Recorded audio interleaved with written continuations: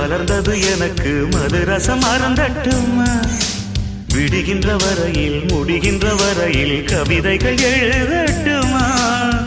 முத்தம் என்ற கடலில் முத்து குளிப்போமா அழகு அழகு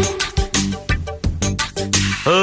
நீ நடந்தால் நடையழகு அழகு நெருங்கி வரும் இடையழகு அழகு வேலெறியும் விழியழகு அழகு பால்வடியும்